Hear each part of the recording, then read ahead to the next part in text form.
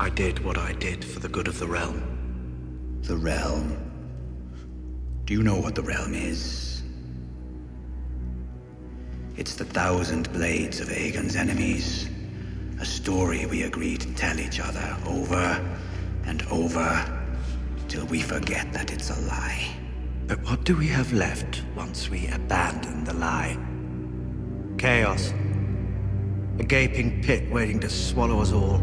Chaos isn't a pit. Chaos is a ladder.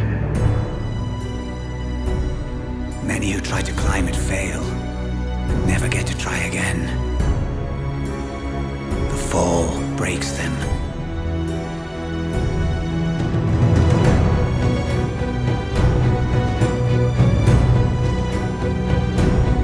And some are given a chance to climb, but they refuse. They cling to the realm, or the gods, or love. Illusions. Only the ladder is real. The climb is all there is.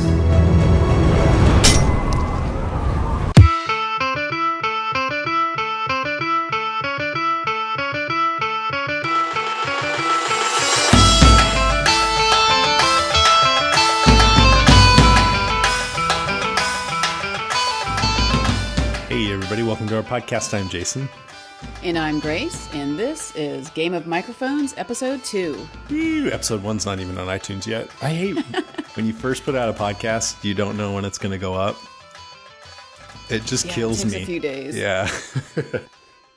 So to keep this in Game of Thrones style, we killed all the other hosts, and it's just going to be us two. We have prevailed. We wear the crown. You sound different from last episode. Why? Because What's my going audio on? is not messed up. We had some technical difficulties, to be expected. Okay, so there's one thing I didn't explain last time that I wanted to go over real quick that you probably caught the gist if you listened to episode 1, people who are listening, but we do, instead of just like recapping each episode when the season starts, we'll do top 5 highlights. And basically, we'll each pick just things about the episode that we want to talk about that we found particularly interesting. It doesn't necessarily have to be things that we even like, and it can be themes, it can be specific events, things we noticed, whatever. That way, it's more like just having a conversation about the episode rather than telling you what you already watched beat by beat, which I can't stand when other podcasts do that, to be honest. Now that I've gotten used to your format, I'm like all about that. Although I have to admit, there are some other podcasts that do that, but they really get a lot of juice out of each beat, so it works pretty well. But I like to be able to jump around. Yeah, you know? yeah. Our first episode was more of a broad overview, but I went back and listened. So we're going to play, this is a segment from Walking Dead cast that we recorded in 2013, right after season 3 wrapped, but it's much more detailed. You know, we picked more specific moments from season 3, and I think it's a little bit more in depth. I listened to it today and I totally loved it. So I hope you guys enjoy it as much as I did. Okay. Okay. All right, here we go.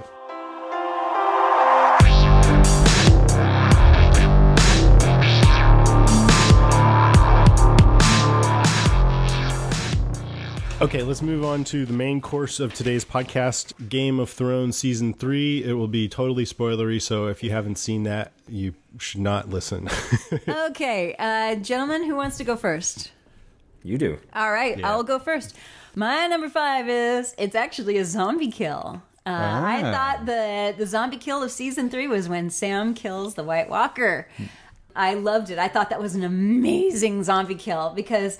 I've never read the book, that particular book, but it looked like the zombie was made of ice or something. That was not a zombie. That was a White Walker. A White Walker. Yeah. The zombies It's are a the zombie. whites. Yes. Well, okay, so here's where we've talked before is the White Walkers are the creators of the zombies, and the zombies are people that used to be people, but now they're the minions of the White Walker. Correct. Walkers. Okay. But you're talking about when he killed the White Walker, right? And I thought that was a little too... Yes. It made it seem too easy, but then later on he said I guess it was the blade He that had he had. dragon glass. That's why. Yeah. Dragon glass, which is obsidian, and as was pointed out in that episode, I believe, episode 10, that nobody's killed a White Walker in thousands of years, and here's the coward. Yeah. Well, Sam, Jon Snow who killed did it. Killed one.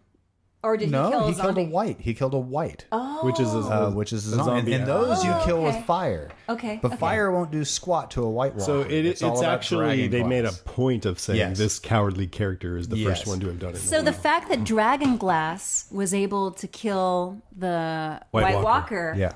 means something, I think. That may be important. It answers the question of why the huge cache of dragon glass was found north of the wall. Yeah. Where there's a whole bunch of it buried. And they Sam said, was the one who yeah, found all why these is this things. here? So I'm thinking that maybe Dany with her dragons might come in handy if you ever have to fight off the White Walkers. That'll be in season 14. Okay, next. David. My number 5 is the general ambiguity of some of the characters. So I like that characters can be complex in this show and not fall neatly into good or evil. I think in a lot of shows, most characters fall into good or evil. Sometimes you're deceived about which one they are for a while. You're not sure which they are. Littlefinger. But these are genuinely mixed characters, and I mean Jaime Lannister, the Kingslayer. yeah.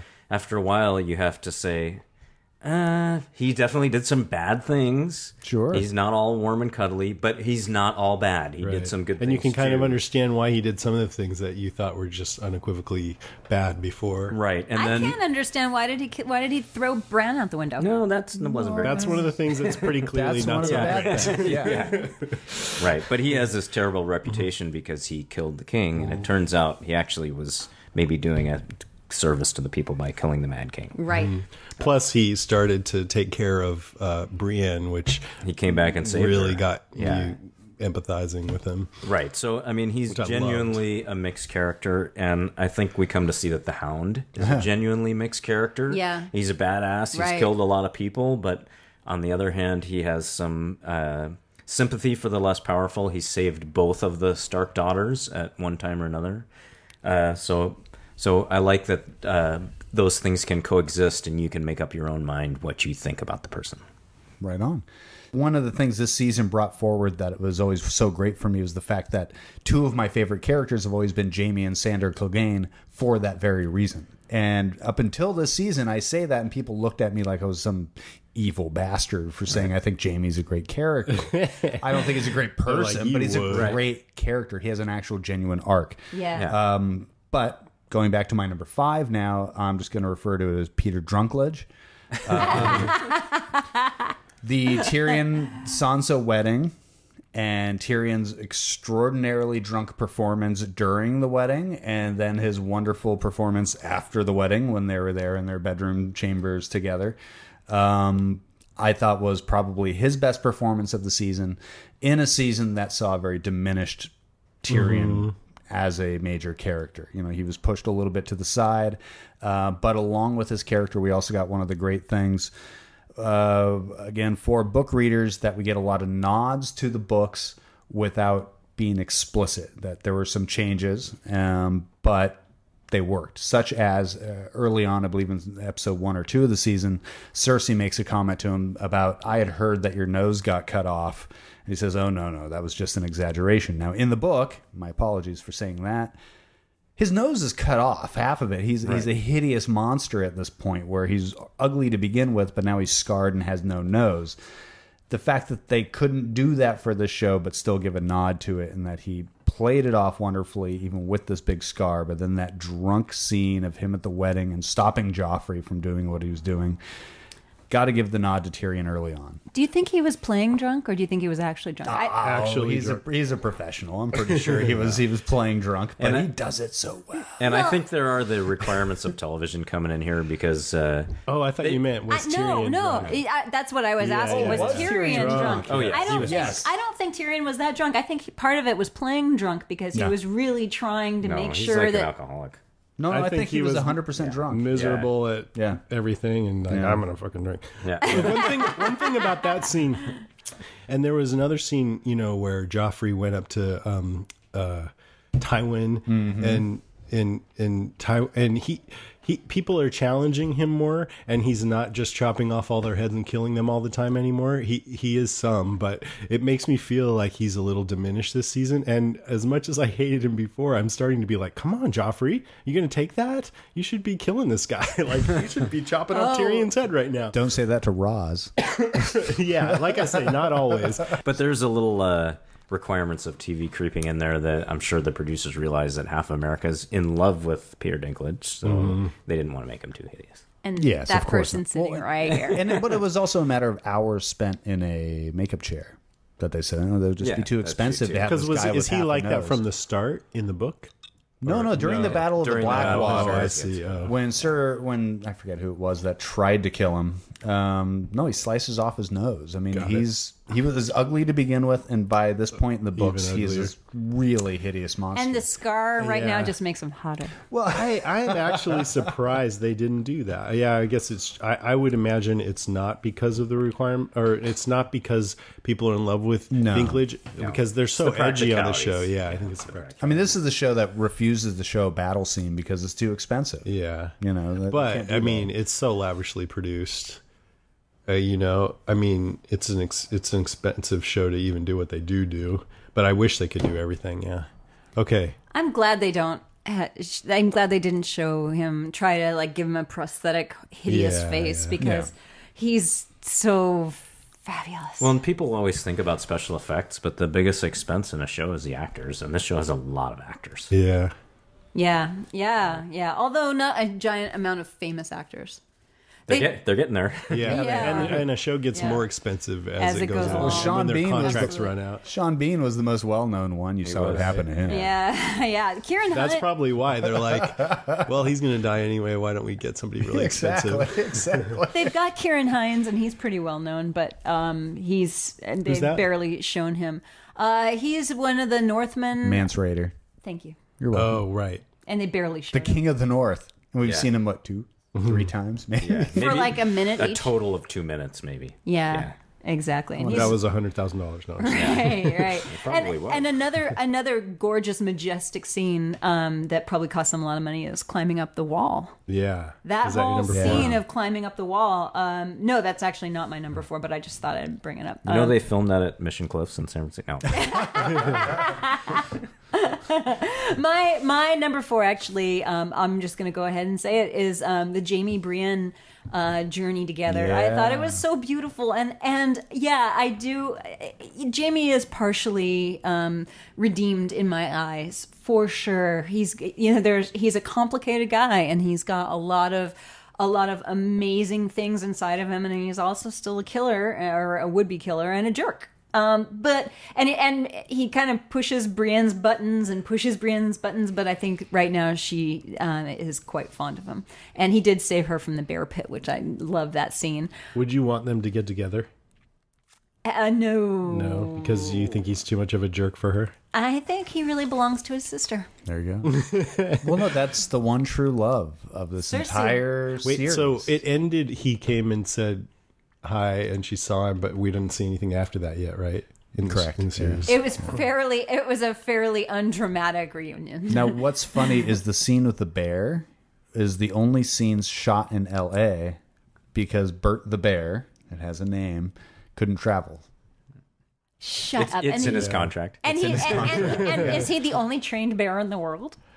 I don't know if he's the You wanna only pick the trained right bear in the world, but you trained want to bear. train the right bear. Yeah. So so they had to do Bert and that whole scene in L.A. So They don't have the right kind of honey in his trailer. He walks. Well, it's you see the cast, you see the filming locations. You got Iceland, you've got Dubrovnik, you've got all these exotic, and then L.A. And it was just for Bert the That's bear. great.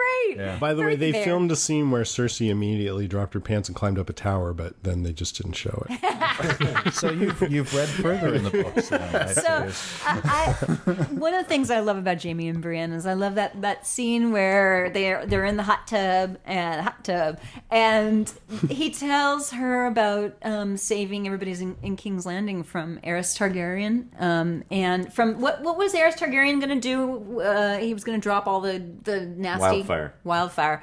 He was going to burn down the entire city. Yeah. And he was going to kill. So that's the very wildfire that Tyrion used to defeat Stannis' that's exactly forces. right. And it was beautiful, and she sees a whole other side of him, and he's been sort of antagonizing her the whole time, but finally he tells her, why he's like the way he is. And I thought that was really nice. By the way, I meant to ask the book readers. And you see his ball sack, too. Do we? Yeah. Was that your number 4? Wow. Wow. Say it loud, say it proud, Eric. I think we just moved to no rating. That may have been a male merkin. There has been great debate on A ball merkin. Is there such a thing? Wow. Okay. So my question for you, the book readers, is: has there ever been a book? Has he ever gone into a lot of detail about the prehistory of? And by he, I mean George R.R. Martin. Does he ever talk about the war that happened that we only hear about? He treats it in pretty much the same way, which is you learn about it as the story develops, little by little from people's recollections. And from different points of view. Yeah, that's the cool thing is you do learn about it from different points of view, whether it was Robert and Ned's point of view or Jamie's point of view or others. That's great, cool. Actually, because that's the thing that the motor that drives everything is that pretty much. One of the great things with this entire series is that there is a great deal of backstory that is fleshed out throughout the entire series, yet you're getting it bit by bit.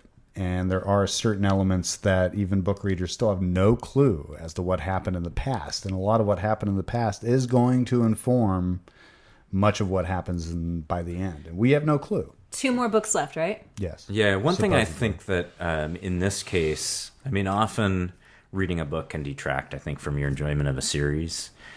In this case, they've hewed pretty closely to it. Every once in a while, there might be something that bugs you as a book reader, but I think it really helps in this series. And sometimes they even improve on the book, right? Right. Yeah. But I think without, at least judging from talking to other people, especially you, without having read the story, there's so much going on. It's hard to keep track of. There's a lot of who is that again? And yeah. Oh, I've got. I feel like I'm in a history class sometimes. Yeah, and I've got my guide. I mean, you're my guide, and I look over. It's probably so annoying how many times I look over at you and I say, "Wait, no, what? It's positive. Why is he saying this?" Okay, let's move on. I think it's your turn, right, David? My number, whatever number we're on, is that there's actually a few good characters in this season, which is really unusual for this show. Like, I'd say the character mix is like 60% evil, 30% mixed, maybe 10% good. A few Starks, but most of them have been killed off at this point. So who are they? Bran, right? And I wasn't even counting him because Starks go without saying. But I would say Sam is a pretty unmixed good character. Hodor. And really Hodor, who has the best, he doesn't have to memorize his lines too hard. Yeah, it's hard to say. He could actually be pulling the strings of the whole thing behind the scenes. What about the guy who all the prostitutes love? What would you consider him? Podrick Payne. Sir Pod. Yeah, he's he's a Lannister. No Lannisters are unmixed good. No. The guy I liked the most, both the actor and the character, is Sir Davos, the Onion Knight. Mm-hmm. Where he's a goner. Yeah, I mean, but he's a pretty straight ahead guy. He tells it like it is. He's simple, and he's a good person. He cares about the people who cross his path. So he's the one who doesn't like the red woman, right? Correct. Yeah, I just keep thinking he's a goner, and I think by now they've trained us to expect that people who are good like that are gone so much that they're like, haha, we're going to keep this guy alive just to mess with him. He has a Ned Stark like honorability to him, which paints this giant target on his forehead. It's exactly. Like, you're not long for this world. But then she's like, yeah, you're right, you're going to need him. And I'm like, oh man, those guys. What about Tyrion? Would you say mixed with him or good? I would say mixed. Okay. No, he's a Lannister. You can never forget Tyrion is a Lannister. I mean, he's definitely the best of that lot, and I think he has a good heart overall. But what has he done? You wouldn't trust him. No. Name one thing. No, he's pretty clever, underhanded. And... No, he is clever and underhanded, but that's all to the better. He also is unbelievably moral, and obviously he's going to do something very evil in the book that you and I don't know about. No, I don't. No, I don't know. they wouldn't do that to me. If they do that to me, I will so jump off the show. They can't do that to me. Do you hear me, producers? Do not So ruin if he becomes a Tyrion for me. pedophile, then you're out. I am so. Oh my God, his father's pushing him to be a pedophile, but he won't even do it. Man. How old is Sansa supposed to be? 14. 9. No, she's supposed She to be looks 14. like she's 18. I think I know. She's gotten gorgeous this season. Oh my God, she's beautiful. she's also like 5'10". I mean, she's taller than almost every other character. Oh, It's pretty she's funny. gorgeous to look at. Yeah. All right. All right, you. Is that it, David? Eric. Yeah. Okay. My number 4 was the fight between Beric Dondarrion and Sandor Clegane. That was great. That scene covered a lot of ground, whether people realize it or not. And of course, the main thing about it was you got to see Thoros of Myr bring Beric back. So you begin to see what the power of the Red God really is. And here, all these people talk about all their various gods, but R'hllor, the Red God, that dude's like actually showing up and doing stuff. Yeah. They brought this one guy back from the dead 6 different times. I mean, Sandor Clegane cleaved this dude from the shoulder down to his heart. And he's just, boom, back. Hey, how's it going? At the same time, you also get Sandor the Hound managing to kind of clear his name somewhat. Yes, he killed Micah, but it was under orders, and everything he's done is under orders. And again, as David was talking about earlier, this is another one of those instances of a very multi-layered character where somebody that you've hated, you thought is some evil bastard, he's got, like an ogre, he's got onion, he's got layers. It's like an onion, where there's so much more to Sandor Clegane than anything else. And the one thing the Hound lives for is to kill his brother more than anything else. He doesn't care about anything else. But as you pointed out, he's been awesome to Sansa. He's been great to Arya. He's a decent fellow. Yes, he's a murderous bastard kind of bad guy, but underneath it, he's not a bad guy. So he's able to clear his name in trial by combat. But then we get to see more about Beric Dondarrion, who you did see in season 1, whether people realize it or not. And you just get to flesh out more about Thoros of Myr. You get to flesh out more about the Red Gods. So much is covered in that fight. And it was one of the very few fights you actually get to see on screen. Right. With a flaming sword. Right. And he hates flames. He hates fire. So I'm really puzzled about what the whole Red God thing is going to be about. It being somebody who hasn't read books 2 and 3, I don't understand what the Red God is. I know that the Red God is showing up all over the place. Sure. But Well, and as you point out, the Red God is we've seen acting directly. Yeah. So to bring Lord Beric back to life and birthing the unholy child that Smoke baby. murdered Renly, right? The smoke baby. Smoke baby. But it's interesting in that the old gods, the 7 that we keep hearing about, we haven't seen them do anything directly. No. But somehow things seem to come home to roost to various characters. Like a prayer will get said or some reference will be made to the gods don't like this. And then a while down the road, payback just seems to happen. So they might be acting a little bit more in the background. It's sort of like the Force. The dark side is more active and you see lightning bolts and stuff. And the light side is a little more meditative and contemplative in general, Okay, we're on number 3, right? my number 3 is Marjorie Tyrell. I love Natalie. she's beautiful, right? Played by Yes. Natalie Dormer, and she is gorgeous. She's the future queen of Westeros, and she knows how to play the game. You get the She knows how feeling to play Joffrey. she knows how to play Joffrey and Cersei. I like it when she was like stroking his crossbow. I didn't know that she was stroking I his don't know. crossbow. With Cersei, I think she was a little shocked at Cersei's venom when she tried to befriend her. And when she explained what the reigns of Castamere meant. Yeah, that was kind of Cersei telling her, "Hey, this is the big leagues. You're out of your league." I don't think she is, though. I think that Marjorie can play in the big leagues, and I think she's doomed. I don't think. I don't know. She's really smart. I think she can rule the entire kingdom. She seems smart and she seems sassy, and she also has. I have to say, Ned Stark. Oh, you're right. He wasn't as smart as her. I also have to say she gets points for being kind to Sansa. And she has the most awesome of all grandmothers, Lady Olenna, who's played by Diana Rigg. You're right. I think she's in some ways one of the most amazing characters because, well, she seems like a good person, but she knows how to play the game. But it makes me wonder. I mean, she's also helping the unfortunate people in the city. Yeah. So she has good. But I always wonder with her. She's doing that for a reason. Is she? Yeah. She's just using all this as stepping stones. She's very politically savvy. Yeah. She And knows I love what that. she's doing. Are you watching Mad Men? Yeah. Bob Benson. She's like him. Yeah, she is. I hope though that she's savvier than Bob Benson. Bob Benson. He's not doing so bad for himself. He's doing all right. I don't know. He tipped his hand pretty Lady Olenna, I mean Diana Rigg, who was also in Doctor Who, one episode of Doctor Who, Was she? well as the only woman to ever marry James Bond. Wow. Her Majesty's Secret Service. By the way, love could you Diana listen Rigg. to her I could listen to her all day. She just gives it to everybody. Even Tyrion. I mean, She's awesome. Yeah, great dialogue for her. She rules. I love her. So Good delivery. That's me. You? Oh, hi.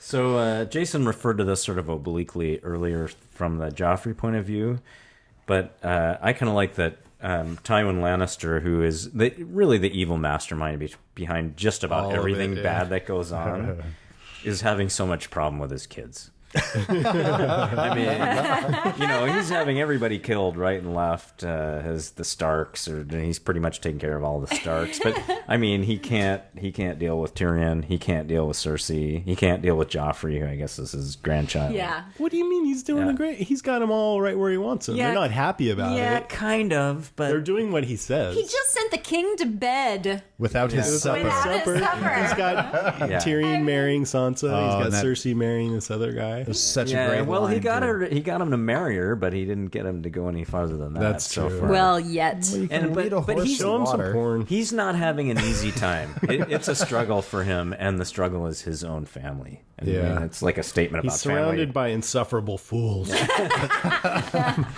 mean, I honestly, and you know how evil he is, and all, but there's some instances where I kind of feel some sympathy for him. He's doing what he thinks he has to do for his family, and he's just kind of beleaguered on all and they're all ungrateful. I've never thought of it that way, but now that you mention it. I need to give some credit to Charles Dance for portraying Tywin Lannister so well. I mean, that character just drips with malevolence every single time he comes on screen. And if you go back to season 1, the first time we meet him, we met him when he's talking to Jaime while he is skinning a deer. Yeah.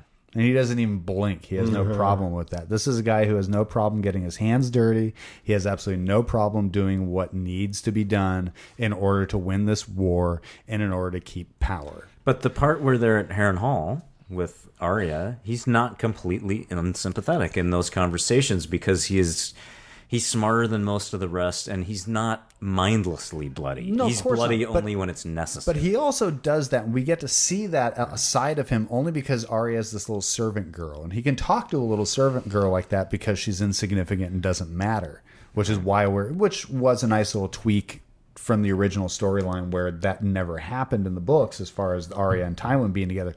But it gives us such wonderful insight into the way Tywin works. And what a bastard. I mean, it's hard for me to feel sympathetic towards him after he was pretty much the mastermind behind the whole Red Wedding, right? Well, yeah. He made that happen. He did. And it's like, But that's... Well, and the other real big bad guy that people didn't know But it is for the was a good of big the bad family, guy right? is Roose Bolton. And the Bolton clan, together with Tywin, they're just badasses. These are some bad people. yeah, and we should get to that. One thing I felt the show did not do a good job of was explaining how big a transgression it was to offer hospitality and then kill the guests. Right. But they showed the bread and salt.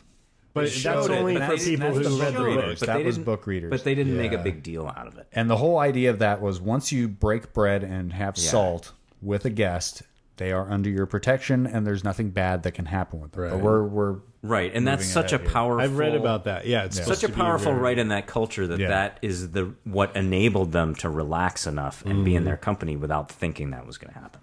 Even though they all looked pretty Well, they didn't all look worried, but the mother looked pretty worried. She kept looking around. Well, she knew when that Something's door not right. closed and that song started playing. Yeah. Yeah. It was the All right, song. It well, was the song. Let's talk about this. This is is it my turn? No, I think it's mine, actually. Okay, go ahead. Well, we're getting there. We're getting Okay, to go ahead. that scene. Do it. My number 3 is actually Jamie and Bran, as you've already brought up.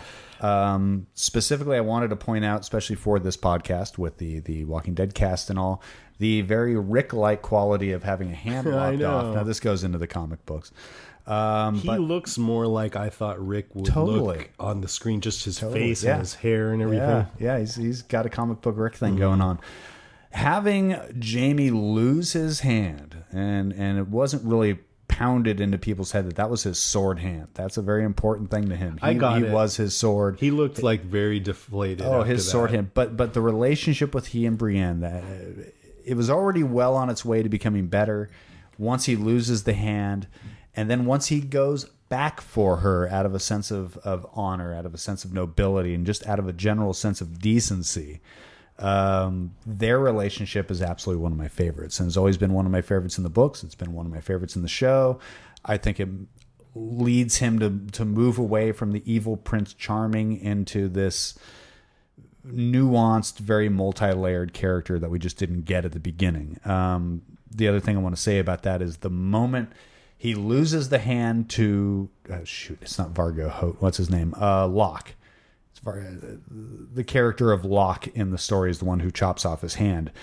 And then kicking right into the Hold Steady's version of The Bear and the Maiden Fair was phenomenal. A punk rock song right after that. It was such a jarring sort of like, whoa, he just lost his hand, and wow, suddenly I'm listening to this punk song, which is just awesome. I think that was the name of the episode, The Bear and the Maiden Fair. The Bear and the Maiden Fair was the one with the bear. So it was a little bit later that they named it that. Oh, okay. But the song, there are 2 main songs in the entire Song of Ice and Fire universe. The Rains of Castamere, which is a dour song that we all know now where that's related to, and The Bear and the Maiden Fair, which is a ribald, basically a sex song. The song is dirty. If you actually listen to it, it's filthy. To end the Jamie thing, getting his hand lopped off with the Hold Steady doing that was brilliant, and I loved it, and end of story. That's it. That's great. The show's very artfully done in a lot of ways, and the music that they picked for the end is often perfect. Sometimes it's completely silent. Yeah. There was one time... Like Breaking Bad does that too. Yes, they do. The one time that it was completely silent that I know of is at the end of the Red Wedding. Yeah, that might be the only time. I want to launch into the Red Wedding because that was I'm going to move it to my number 2, but it's actually my number 1. I didn't know it was coming. And me neither. I knew something was coming. Although I did too. Although looking back on it, I probably should have because there were clues. It was devastating. And in fact, afterwards, I told David, I was crying, and I told David, I'm quitting the show. I'm not going to watch it anymore. Did you really mean it? I did. You did. I did. I'm like, that's it. If they kill off people I love, I can't trust them. I can't watch all the people I love get killed. This is terrible. And David was so sweet to me. He was like, oh, it's okay. He was really nice. Anyway. That is cool. I got to learn from you. My first thought was, well, did you watch season 1? I know, Episode 9. Episode 9. I didn't care about Ned. like I cared about Catelyn and Rob and Talissa. I mean, Rob and Talissa. I talked about Game of Thrones when I did that other podcast, TV Times 3, and it was right after the episode where they were all lovey-dovey and talking about their kid coming up and stuff, and it was just nice. And I'm like, can't have that. Something's gonna happen to them. Like even a sappy scene like that in Game of Thrones is tense because I know it means they're probably done for. I knew that too, and I still thought, no, they can't kill off these guys. I mean, he is representing half of the show basically. He is. It's like Tywin won now. I mean, Stannis is left. Except now I'm putting my cards behind somebody else. Right. So, and one thing that's really funny, I read that there is somebody who tweeted, remember when your geeky friends were really sad that time 13 years ago? This is why. I read the same That's tweet. hilarious. I what if in season 4, the first episode, Daenerys gets like her head chopped off? I will tell David. I'll cry and I'll tell David, that's it, I'm quitting the show. And you'll mean it this time. And I'll mean it this time. I really was shocked, and I was so incredibly sad. I mean, and especially because the look on Catelyn's face when she sees her firstborn son. There he is, and he's crying over his true love. There she is on the floor with his undead child inside her, and she's the cry she lets out is the pain, heartbreaking. the pain of the universe. And, It's miserable. And then she gets her throat cut, and you think, thank God, because she couldn't live. Yeah, one of the things I thought was great about that scene is that it's long. Like, it's not like a scene where they shock you and end the show. It's slow. It's like, the it's like- initial attack happens, and then you have to suffer with it. Oh no, they let it. They let yes. it linger. And, They and let it linger. the slow thing is like, first they close the doors. Yeah. Then the band strikes up. Yeah. And then she reaches for the sleeve and And then realizes she's- there's and chainmail under he's it. But not even before drinking. that, the king guy, what's his name? The leader. He's just railing on Walder Robb. Frey. Fry. Walder Yeah, Frey. Yeah. Frey. And he's just being Right. totally vulgar towards him. And you think, or That's at least not appropriate. partly, I'm thinking. The optimistic part of my brain is, okay, this is the lashing that he's Right. going to get. Right. This is it. Yeah, it's not going to get any worse than this. Right. Yeah. But that's just where it starts. And Yeah. What's the line? He says something like, when I was younger, I would have broken that oath 500 times for a pair of high tits and a tight fit, I think is what he said. That's classy. Keep He's a it classy guy. keep it classy. Stay classy, Frey. Walder Frey. But that was Yeah. brilliant because it does make you think, okay, if he was going to do something to them, maybe he would try to pretend to be nice so that he could lull them into a sense of security. But it's all this weird psychology where it's like, nope, he was actually being very vulgar to make you think that they were going to be That was safe. the worst of it. And then Yeah. when they parade Rosalind Frey out to show Edmure, this is your wife. Right. She's hot. She's not one of my many, many ugly daughters. And the look he gives Robb of, you could have been banging this. By the way, was one of the brilliant. greatest scenes in this whole show is when they're having the funeral and Edmure is supposed to light the boat on fire and he can't. He's bad at shooting arrows, and finally, The blackfish just walks up. Was that in the book? Yes, It was. It was. It's And the, hilarious. and That the way was a the great blackfish scene. hands the bow over Yeah. without even looking. Yeah, It's like, he I just got shoots this. the arrow and Yeah, walks away. I got this. Yeah. Yeah.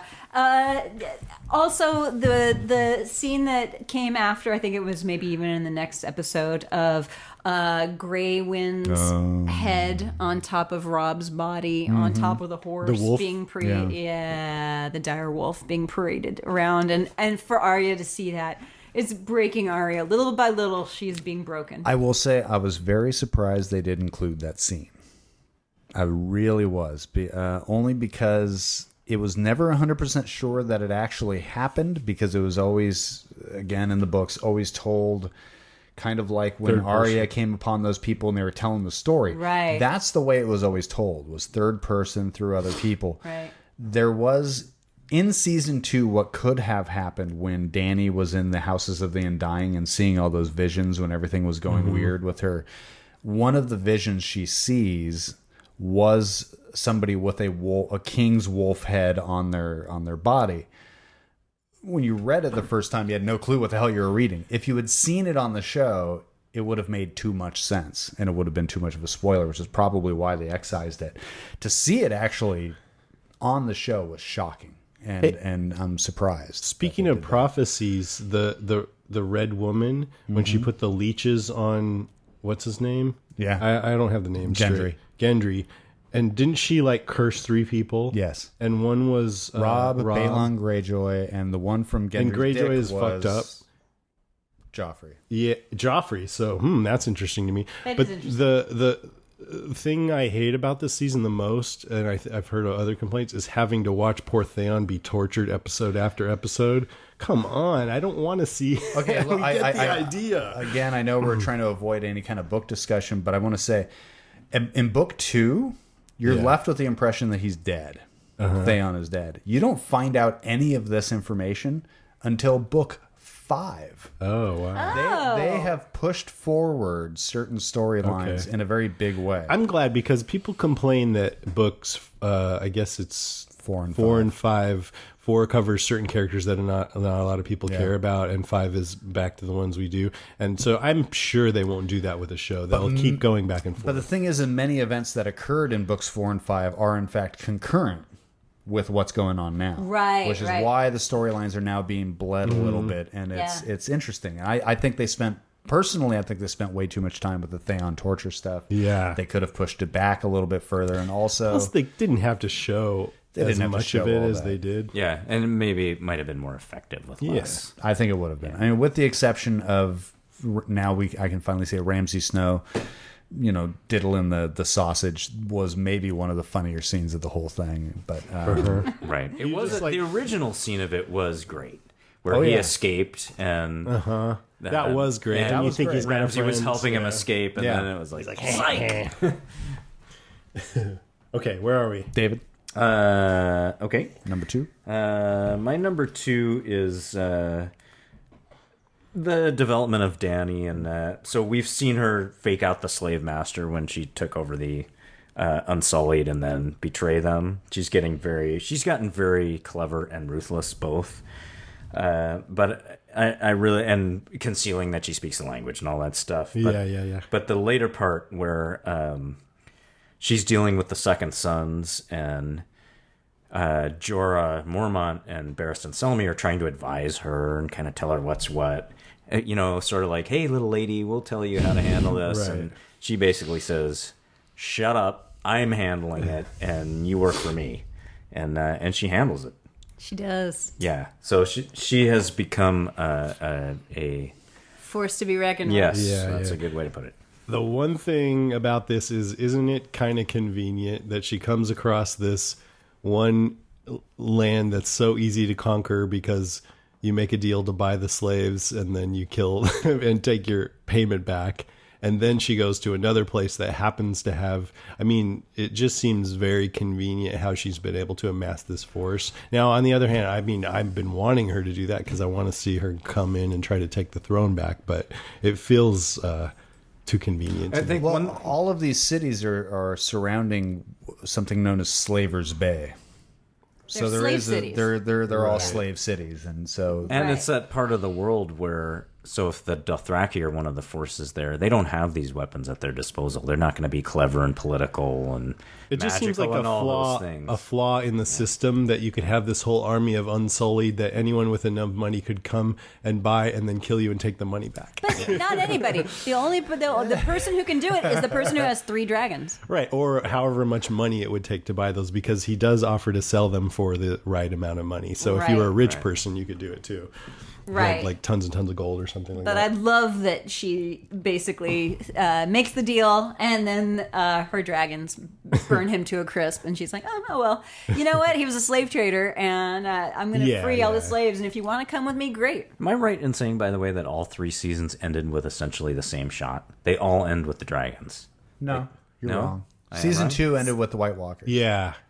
That's true. Right. Yeah. And what was like the episode? Zombies. But so that was already in season 3 when the dragon flew through, and that was the end credits. Yeah. Because the end of season 1 was the dragons hatching. Right? Yes. Yeah. And the end of this season was. And that's a lot of people were very disappointed with with episode 10 of this season because it did not end in some big supernatural way. Now my take was, look, the Red Wedding was enough. Yeah. They had their big to come down. The big shocker was the penultimate episode, and I think they did that on purpose because that was so upsetting to people. They didn't want to end on that. And this was a cool scene to end with. But the thing I'm most worried about is I've heard it feels like people's enthusiasm for the later books isn't as high as the first 3. And now that we've had this Red Wedding, which, by the way, the 2 producers of the show said when they read that scene in the books, that's what made them want to do the show. Fair enough. And I'm like, okay, the scene that they really love the most is over now. So is it going to be as good? Yes. Yeah, okay. No, it will be. Remember, 2 books haven't been written yet. That's right. No, when I first read it, I hit the Red Wedding and I had to set the book down for an hour. I just couldn't read anymore after that. It was way too upsetting. Right? And then I pick up the book again, and it was an Arya chapter. And I'm reading through it, and the Arya chapter ends with the Hound riding up behind her and knocking her in the back of the head with an axe. Now, they didn't say it was the blunt end of an axe. It just said, hits her in the head with an axe. how she was and I dead. put the book down, and for 2 hours I couldn't pick that book up again. And I went to Mrs. Blogg and I said, I did this to Arya. And she said, well, maybe. And I'm like, well, maybe he hit her with a blunt end. And she said, does that sound like the Hound? And I said, no. and I thought that was it. I thought Arya was dead. So 2 hours later, I then picked it up, and a few chapters later, here's Arya again. And I was like, oh, thank goodness. A friend of mine said every time anyone bugs George R. Martin that he's not writing fast enough, he kills a star. even Arya could turn out to be the most contemptible character in this whole thing by the time this is all over, what she's been through.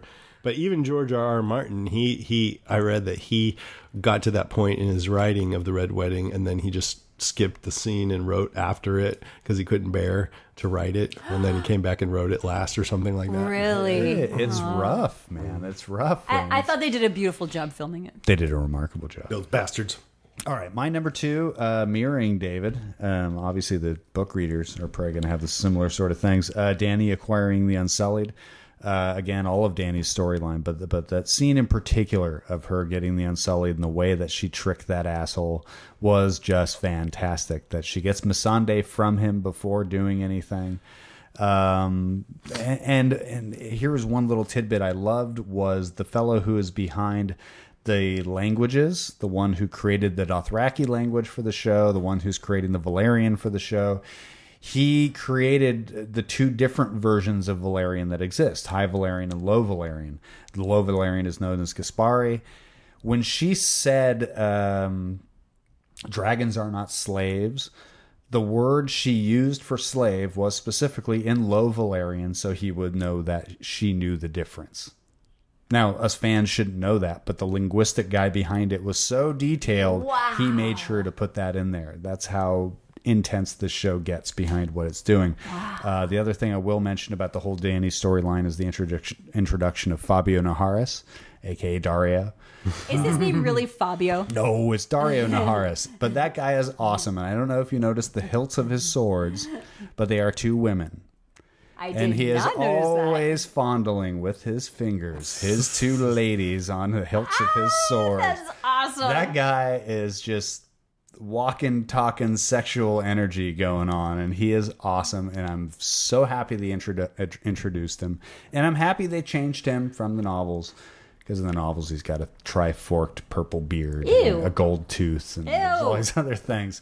So instead they made him look a little bit like Fabio and more attractive, and he's a good foil, I think, to Dany's.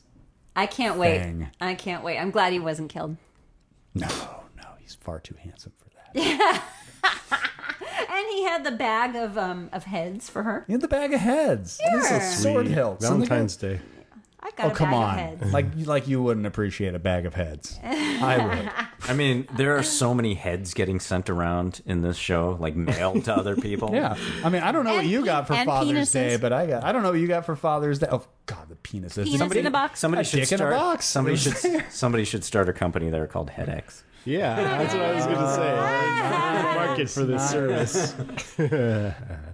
Okay, who's next? I am, but we've already talked about the Daenerys Targaryen. So Dany, she was the mother of dragons, free of slaves, hottest of the would-be sitters of the Iron Throne. Wow, you said it better than Fair the rest of enough. us. I don't think that's how it goes in the show. I've always loved her character, and this season I started to feel like, wow, she's getting really brutal. But she's always, she's for the slaves, and she tells them, you can leave if you want to. I don't know. I feel like she has potential to be just as Ruthless mm-hmm. in a way that's not cool as any of the other leaders. She might, but I love the fact that she's all about freeing the slaves, and she's got dragons. And I just wish think they're going to come in handy. when she said, if any of you want to leave, and then they all, okay, and they all leave. We're going to go back to our islands. And We like, too, how long her titles have gotten. Yeah. yes. It takes like 30 seconds to announce her now. Now it sure does. Yeah, I love her. Abraham Lincoln. Yeah. So my number 1 is Roose Bolton. Yeah. And, so here's a character who I think embodies more than any other really the cutthroat nature of the game. he really, most of the show up until now has been, I think, a minor character. He hasn't even come up that often. He was one of the right-hand men of Robb in the war, and he's a big lord up north. But you don't pay that much attention to him. And he is very smart, but he is all about ruthless self-interest. And the second the wind is blowing where it's smarter to be on Tywin's side, for his own benefit, for what the power he's going to amass up north, he switches sides like that. And he's sitting with Catelyn at the Red Wedding. He's got a deadpan face, but kind of smiles at her, but he's so cold. He's the one wearing the chainmail and the one that does the deal.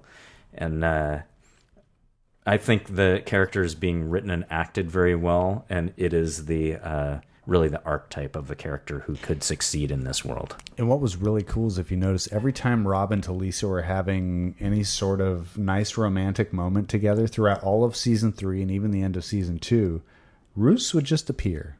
Yeah. And he was always there. Mm-hmm. But what about the fact that you would want to trust... You say the archetype of a character who could succeed. I guess if you change sides too much, then no one's going to trust you. No, that's true. But he kind of picked the right moment. Okay. He played it cool, but he is very... I'm not saying he's a good character. He's not. No, he's not sympathetic.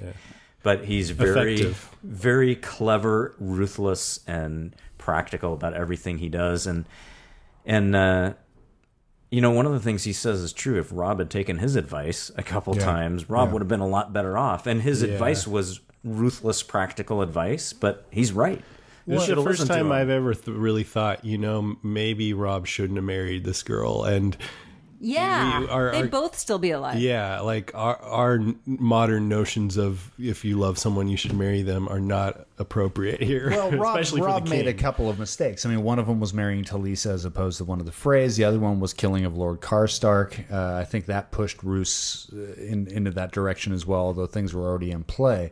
I mean, not to mention the fact that that's Roose... two major mistakes. And Roose had also sent his bastard son to go take care of the Greyjoy problem in Winterfell. Right. That was Roose. And that's... What's been one of the greatest things is Roose has managed to fly under the radar throughout this entire series, yet now it's coming into clear focus that he's one of the flat-out villains. Right, well, and it becomes clear in the Red Wedding that the whole time you think it's Walder Frey that betrayed them. And he did. He did. And it was his setting and his castle and his soldiers. But you realize at the end of that episode that Roose was really the one. He was the one behind it. Like just like Godfather 1. It wasn't really the Tatalias. It was really Barzini. And this is also where... Nice analogy. I like that. And also you go back to where when Roose was allowing Jaime to go back to King's Landing, Jaime says to him, "Give my regards to Robb Stark." Yeah. When he kills Robb Stark, he says the Lannisters send their regards. Yeah. This was all one big power play, and Roose knew, all right, I'm going to let Jaime go. What a dick. Because he's already working with Tywin at that point. At this point, the Ravens have been flying. They're all been... their Raven Mail is active. I mean, in defense of Roose, and wow, I seem to be sympathetic towards all the villains. I'm not trying to make him a sympathetic character, but I think part of his calculation was the Starks can't get it done. They're not. They're not dedicated enough. They're not ruthless enough. Right. He saw that they're not going to win, and they're not playing the game. Yeah, and you get that in season 1. Yeah, and he's right. The smart thing to do is if you want to be a player, is to play the way he's playing. Who did Roose marry? He married the one Frey that was worth her weight in silver. That fatty. So he got the fattest Frey he can get. There's Roose Bolton in a nutshell. Right. He did not care about anything personal there. It was totally a play for him. Give me your fattest daughter. That's it. Yeah. He's kind of the Tywin of the North in that way. Okay, let's move on to the number ones. Oh, my number one. Oh, wait. That was my number one. That was, I think we're on their number one, so I'm the last here. And my number one was generically the Red Wedding. We've already covered that. I mean, there was so much to cover with the Red Wedding. It was actually, I loved Karen's email right after you did finally see it, which was, I think, just damn. I Yes, I think you summed it up. I think that was it. Damn, Yeah, damn. dammity damn damn. I was really expecting a fuckity fuck fuck. Oh, Rob Stark. Oh no, why fuck? But no, we end up with damn damn damn damn. That's fine too.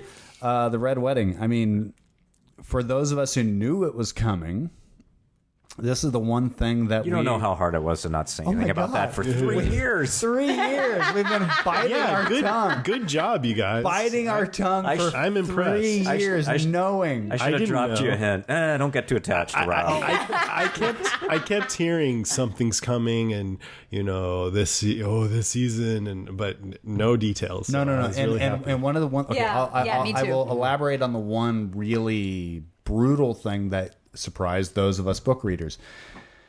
And again, I hate to do this in the book, but in the book, whatever. Yes, exactly. Because Jane Westerling, the actual wife of Robb Stark, they're smart enough to say, that'd be a real insult to bring your wife to this thing. Let's keep her out of the wedding. And he doesn't bring her in the book. And he doesn't bring her in the book. Now he does bring her in the show, as we all know. And now Talisa got a belly full of knife. Una Chaplin, the woman who played her, does show up in an episode of Sherlock, by the way. So She's beautiful. She's got a real unusual beauty. Charlie Chaplin's granddaughter. Yeah, Una Chaplin she's is gorgeous. Talisa. And that, to me, was probably the most brutal part of that. To see a pregnant woman being jabbed in the belly is a little rough. Why? And the look on her face, like No, it's horrible. It's horrible. And then the look on, then the whole, that scream Kat gives out as she then slices the throat of the Frey wife.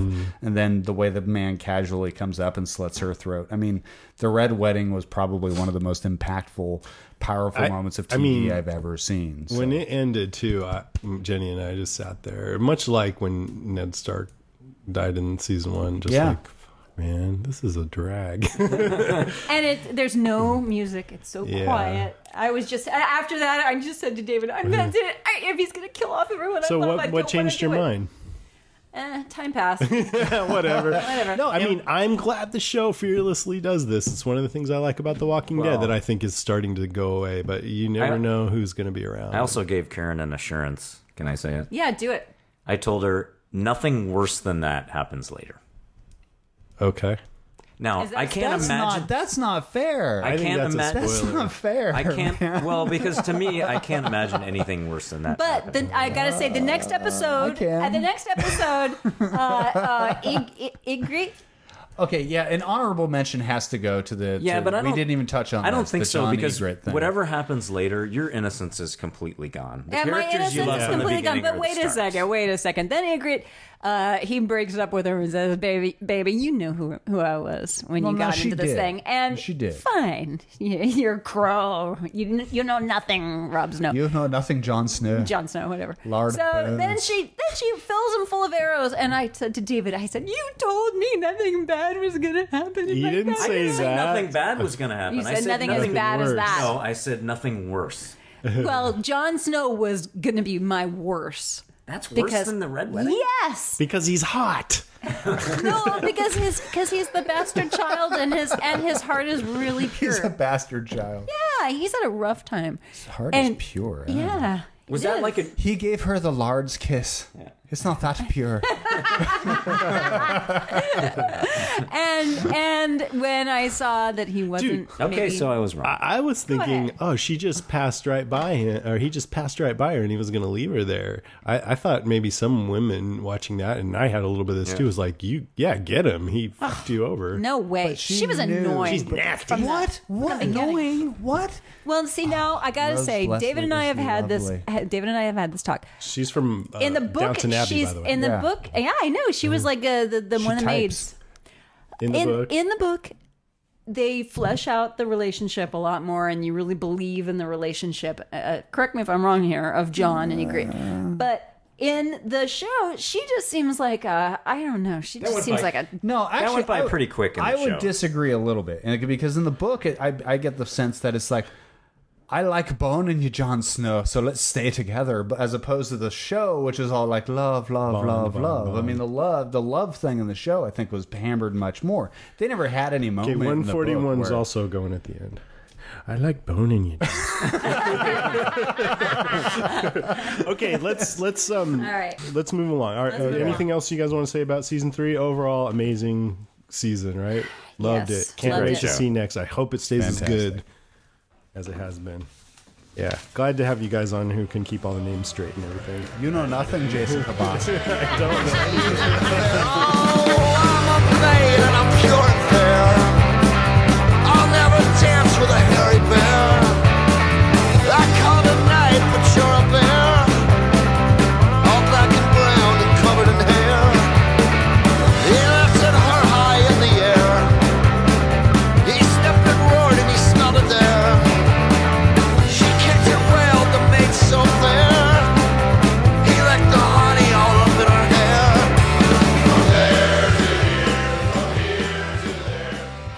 All right, we're back in, and it's time for news about Game of Thrones. Okay, the first item is from Entertainment Weekly. It says that writer George R.R. Martin is determined to finish Book 6, The Winds of Winter, by 2016. And this is pretty important to book readers because by the end of this upcoming season, which, season 5, the TV show will pretty much be caught up to the books. Martin said having The Winds of Winter published before season 6 airs next spring has been important to me all along. I wish it was out now. Maybe I'm being overly optimistic about how quickly I can finish, but I canceled 2 convention appearances. I'm turning down a lot more interviews and anything I can do to clear my decks and get this done. I guess it's a good sign. When you start taking practical actions like that, then maybe that means that you're really buckling down, Oh, I hope so. I mean, but then I have this bit of, seemingly contradictory news about Martin clearing his schedule in that. Oh, right. Yeah. In that same interview, he revealed that he was working on another series for HBO, tentatively titled Captain Cosmos. At the dawn of the age of TV in 1949, a visionary young writer creates a science fiction series that tells stories no one else will dare tell. So there's not much news about it yet, but I thought it was pretty amusing. They were saying that, I don't know how they got this, but one thing I read said that it might be kind of Twilight Zone-y, which I think would be pretty cool. Yeah. I love Twilight Zone. Yeah. And if he's got the magic touch, then, we would definitely have to check it out. But yeah, he's like, I promise I'm going to finish, and I have a TV show. Yeah. In like the same interview. I know. And I'm opening a restaurant. So, you know what, though? After last week when we found out, or just, talked about how they've sort of given up on the idea that the books will finish before the show, then that just sort of matters a lot less to me when he finishes. Just as the only thing I care about is that he finishes at some point. But I think it's different for you because you're not a book reader. I think it's the book yeah. The book readers are the ones that want him to finish. And, if he does stick with this deadline, then, like I said, only the last book will be, spoiled. So it just kind of depends on where you come down on the whole thing. I don't think it really bothers me. Even though I'm not a reader of the books, there is just some... I definitely want him to finish. I don't want him to die before he finishes. I don't like the idea of somebody else finishing it up for him, Yeah. Yeah, I feel pretty strongly if about that happened, at least he does have that big outline. So it would be his ideas. But yeah, I completely agree with you. He needs that to is finish. true. I mean, maybe because there's a TV show, then that spurred him to write more detailed outlines. So the story will be saved no matter what. Whereas if they didn't have the TV show, and this is really morbid, but he ended up dying before he finished the books, then maybe it would just be lost, Who knows? He totally hates when people talk about that too. I know. I feel bad, but hey, it's the fucking reality. Yeah, it's happened. I'm guess. Sure. Yeah, exactly. I mean, one of the series that I was a reader of that I loved is Hitchhiker's Guide to the Galaxy. Mm-hmm. And it ended on the last book that Douglas Adams did was really depressing. And it came out later that he was depressed when he wrote it. And he really wanted to write another one to kind of make up for it. But then he died. And so I was bummed. Oh, I don't want to laugh at that, but... I know. It's really sad because those books, I don't think you'd like them. They're too zany, but I've pretty read brilliant. At least the first one, I think, and watched the movie. Yeah, the movie was pretty good. I wanted to mention one other little thing for people who may not have discovered it yet.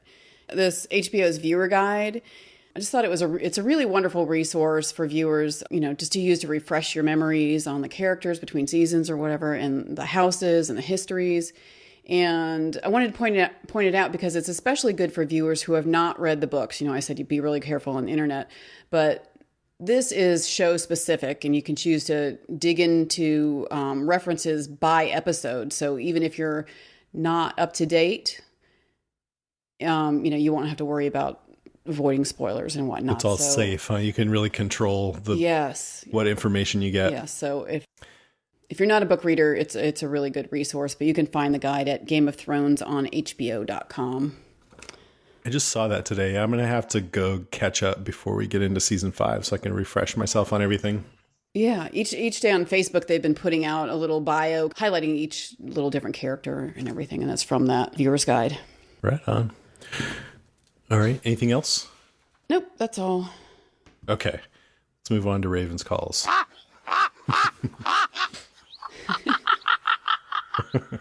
We got one email.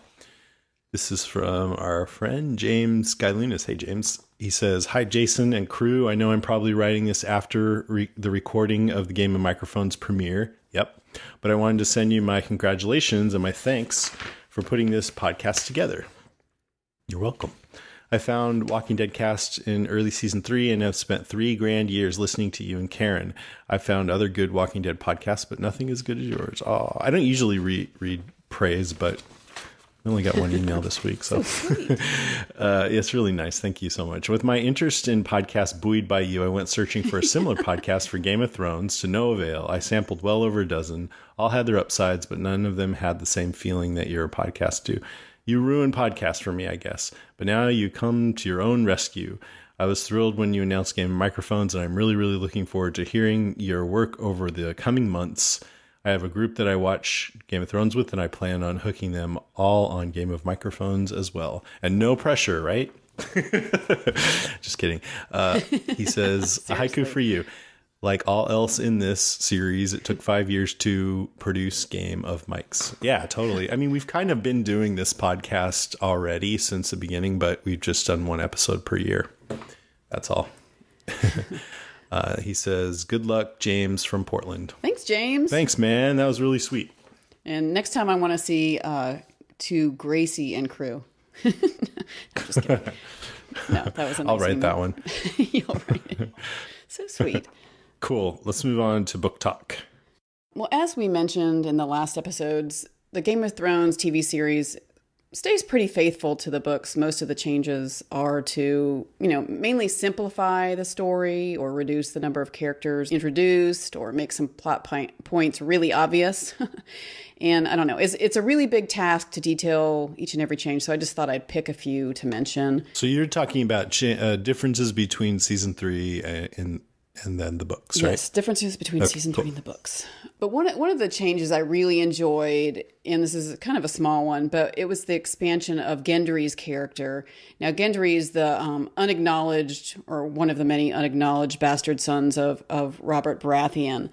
And in the TV series, Gendry takes over Edric Storm's role from the books. They have just a completely different bastard son at Dragonstone with Stannis. And so, but I really liked Gendry, so I like that they've kind of blended his role with Edric's.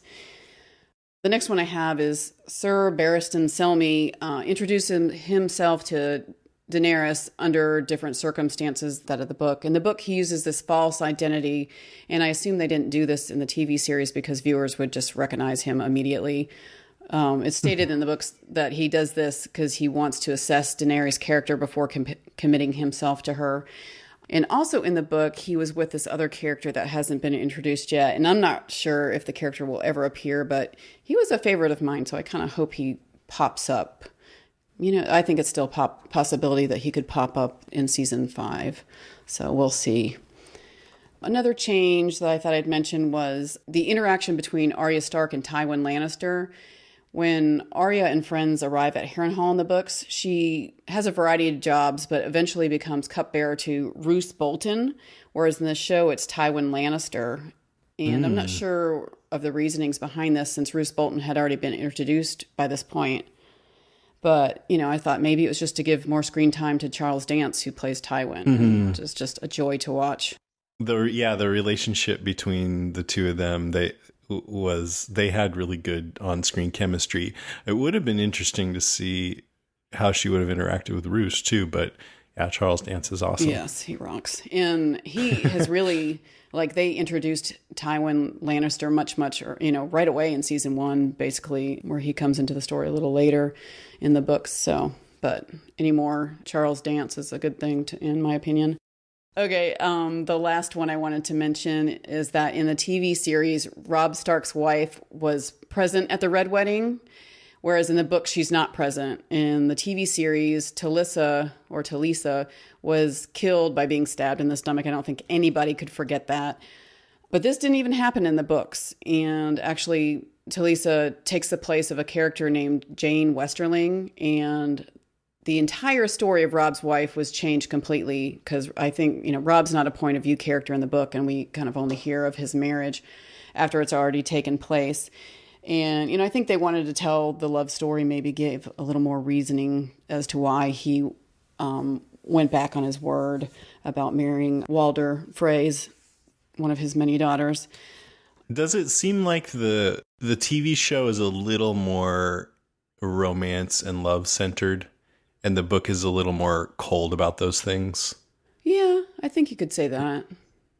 Like the relationships tend to be more practical, or I don't know. I just get the feeling from what I hear that it's not quite as, romantic, I guess. Yeah, I guess I never really thought about it that way, but you're probably right. Oh. So, but that is all I have for the comparisons. Awesome.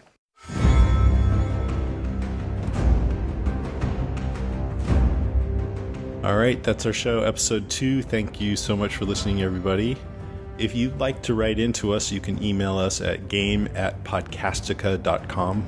You can check us out on our website at gameofmicrophones.com and podcastica.com.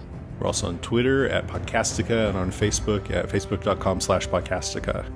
All right, that's our show. Thanks for listening. And remember, if you see anyone wearing chainmail at a wedding, run away.